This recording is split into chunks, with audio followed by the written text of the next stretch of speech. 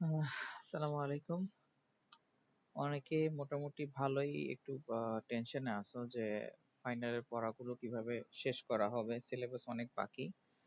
তো ওগুলোর উপর চিন্তা করে আমি তোমাদের 1 মাসের জন্য যে পরীক্ষার সময়টা যাবে ওটার জন্য একটা রুটিন একটু সেট আপ করে দিলাম। হ্যাঁ, ওটা নিয়ে একটু আলোচনা করি। ওটার পিডিএফ আমি তোমাদের দিয়ে দিব। যেমন আগে একটু বলি, এখানে 6টা পেজ আছে, প্রত্যেকটাতে 5 দিন 5 দিন হিসাব করে কিছু রুটিন এখানে সেট করা আছে। হ্যাঁ, কোশ্চেন টপিকের সাথে ইম্পর্টেন্স যেগুলো সেগুলো আমি রেড মার্ক করে দিয়ে রাখছি, স্টার করা আছে। একটু এক্সপ্লেইন করি আসলে জিনিসটা কি।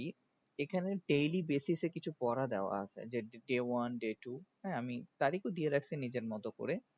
যেমন ধরো ডে 1 এর মধ্যে তুমি অ্যাকাউন্টিং নিয়ে যেদিন পড়তে বসবা ফার্স্ট দিন, শুধু ওয়ার্কশিটের ডেফিনেশনটা পড়বা, বেনিফিটস গুলো পড়বা, স্টেপস গুলো পড়বা, ওয়ার্কশিট করার অবজেক্টিভস কি সেগুলো পড়বা, ইনভেন্টরি সিস্টেম গুলো একটু পড়ে নিবা। হ্যাঁ, ম্যাথ তো দেইনি আপাতত, যে থিওরি দিছে সেগুলো থিওরি গুলো পড়ে নিবা।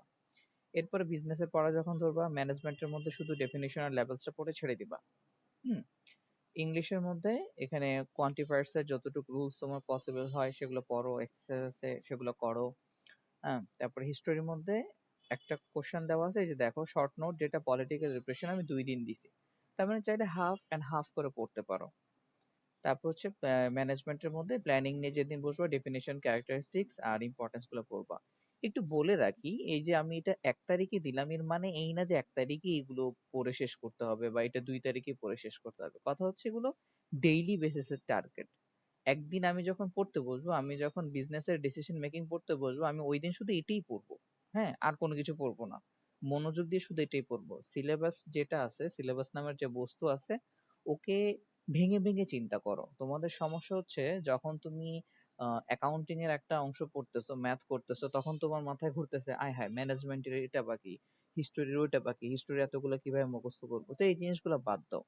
যখন যেদিন একটা টপিকের একটা কন্টেন্ট নিয়ে তুমি পড়তে বসছো, তখন আদার্স সবকিছু মাথা থেকে ছেড়ে দাও। হ্যাঁ, তো এখানে কি করবা, ডিসিশন মেকিং প্রসেস যেদিন পড়তে বসবা শুধু ওদিন ওটাই পড়বা। ম্যানেজমেন্ট রোলস যেদিন পড়বা সেদিন শুধু ম্যানেজমেন্ট রোলসই পড়বা। আমি এটা থার্ড ডেতে দিছি, কোনো একটা কারণে তোমার এদিন পড়া হয় নাই, সমস্যা নাই, অন্য যেদিন গ্যাপ থাকবে শুধু ওই দিনই বসবা ম্যানেজমেন্ট রোলস নিয়ে, সেগুলোই। অ্যাকাউন্টিং এর বিষয়টা আগে একটু শেষ করি। এখানে সিরিয়াল বাই সিরিয়াল জিনিসগুলো, অ্যাকাউন্টিং এর গুলো আগে একটু শেষ করে যাবা। হ্যাঁ, রিভিশনের জন্য তোমাকে সময় দেওয়া হচ্ছে। সেগুলো পড়ে গিয়ে 13 তারিখে যখন অ্যাকাউন্টিং এর এক্সামটা হয়ে যাবে, দেখো এই অ্যাকাউন্টিং এর পরে কিন্তু খালি। তো এই ডে গুলোতে কি করবা, এই ডে গুলোতে ওই যে প্রিভিয়াস কোনো কিছু যদি তোমার টপিকে ঘাটতি থেকে থাকে, বাদ পড়ে যায়, যেমন আমি 6 বার মুভমেন্ট 2 দিন দিলাম, বাট 2 দিনে তোমার হলো না, তাহলে কি করবা, এই যে গ্যাপ যেগুলো আছে সেগুলো তো ফেলে রেখে লাভ নেই। এই গ্যাপ গুলো কাজে লাগাবা, এই গ্যাপ গুলোতে বসে বসে সেই জিনিসগুলো রিভিশন দিবা। তারপরে এই যে এখানে আসো, এই যে অ্যাকাউন্টিং এর এই দিনগুলো এক্সাম শেষ, মানে আর অ্যাকাউন্টিং নিয়ে আমার প্রেশারে না, আমার শুধু 4টা কোর্স নিয়ে পড়তে হবে। তো দিনের মধ্যে তুমি আরো সময় বেশি পাবা এই জিনিসগুলো পড়ার জন্য। হ্যাঁ, এগুলো ভালো মতো পড়বা, রিভিশন দিবা, ব্যাকগ্রাউন্ডের ব্যাকের যে আমাদের টপিক গুলো ছুটে গেছে বা কম পড়া হয়েছে একটু ভালো মতো পড়বা। হ্যাঁ, ওকে ফাইন।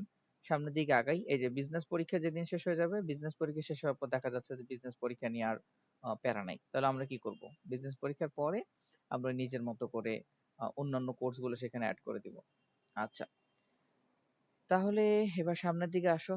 এই যে হিস্টোরির মধ্যে লাস্টের 2টা চ্যাপ্টারে ম্যাডাম এখনো কোনো কোশ্চেন দেয়নি, বাট ওই 2টা চ্যাপ্টার একটু দেখে আমি এখান থেকে একটা কোশ্চেন দিলাম, যে ইন্ডিয়া হচ্ছে যে অ্যাজ এন ইন্টিগ্রাল পার্ট, এইটা একটা কোশ্চেন আছে। তারপর হচ্ছে যে এই যে বাসকাল নিয়ে একটা শর্ট নোট, এগুলো একটু ভালো মতো পড়বা। হিস্টোরি গুলো যখন পড়তে যাবা, দেখো বিজনেসের কিন্তু শুধুমাত্র একটা চ্যাপ্টার থেকে আমাদের কোশ্চেন হবে। তাহলে এই যে রেগুলার বেসিসে যদি একটা একটা করে তুমি বিজনেসের অংশগুলো পড়ে যাও না, তাও দেখবা যে কয়েকদিন পর তোমার বিজনেস শেষ হয়ে গেছে প্রথম 10-15 দিনে। তাহলে বাকি দিনগুলো কি করবা, বিজনেসের তো রিভিশন ছাড়া আর কিছু থাকবে না। তো এই দিনগুলোতে এই জিনিসগুলো একটু বাড়তি করে পড়বা। আমি জেনোসাইড 2 দিন দিলাম।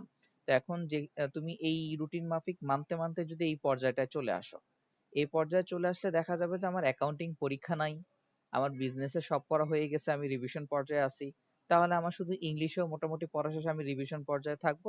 বাকিগুলো কি করব, সারাদিনে তো এই 2 থেকে 3টে পড়াই থাকবে। তাহলে তখন একটু বাড়াই বাড়াই পড়তে পারো, 2টার জায়গায় 3টা করে স্লাইড পড়তে পারো। হ্যাঁ, এভাবে ভেঙে ভেঙে দেওয়া আছে। আমি যতটুকু কোশ্চেন একত্র করতে পারি সেগুলো তোমাদের এভাবে 6টা পেজের মধ্যে ইম্পর্টেন্স আকারে দিয়ে দিলাম, রুটিন গুলো। modify করতে পারো, কোনো সমস্যা নাই। হ্যাঁ, আমি এখানে day 1 এর মধ্যে হিস্টোরিতে রাখলাম শর্ট নোট। তুমি চিন্তা করতেছো না না শর্ট নোট তো আমার পড়া আছে, বা আমার কাছে এটা খুব বেশি ইম্পর্টেন্ট মনে হচ্ছে না, তাহলে আমি কি করব, এই যে লাস্টের থেকে 6 পয়েন্ট মুভমেন্ট এনে শিখে ফেলি, কোনো সমস্যা নাই। বাট কথা হচ্ছে 6 পয়েন্ট মুভমেন্ট আমি 2 দিন দিছি, তো তো এইভাবে ভেঙে ভেঙে পড়ো। যখন একদিনে পুরাটা টপিক পড়ার জন্য তোমার মাথায় প্রেশার থাকবে না, তুমি রিল্যাক্স থাকবা, সিলেবাসের অংশ তোমার কাছে ছোট মনে হবে, যখন 1 থেকে 2 সপ্তাহ যখন এইভাবে তুমি আগে যাবে, দেখবে যে অ্যাকাউন্টিং পরীক্ষার আগেই অ্যাকাউন্টিং এর পড়া অনেকগুলো হয়ে গেছে। অ্যাকাউন্টিং পরীক্ষা শেষ করার পর অ্যাকাউন্টিং এর প্রেশারটা চলে যাবে, ততদিনে আদার সাবজেক্ট গুলো কি তোমার অল্প অল্প করে কিন্তু শেষ হয়ে যাবে। তো পরীক্ষার আগে সিলেবাসও শেষ হয়ে যাবে, তোমার টেনশনও থাকবে না। আর টেনশন না থাকা মানে তোমার পারফরমেন্স আগে থেকে ভালো হয়ে যাবে। ঠিক আছে? সো ওভারঅল এইটুকুই আমি হেল্প করতে পারলাম।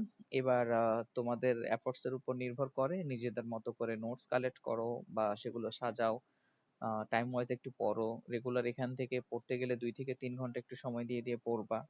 তোমার সফল করতে পারো নিজের মতো, এখানে কোনো বাধ্যবাধকতা নেই যে এটাই তোমাকে মানতে হবে, বাট একটু দিলাম। যাদের একেবারে কোনো রুটিন সেট আপ নাই, আগামী 1টা মাস একটু ফলো আপ করলে আশা করি কিছুটা বেনিফিটেড হবা। ঠিক আছে? সো এইটুকুই।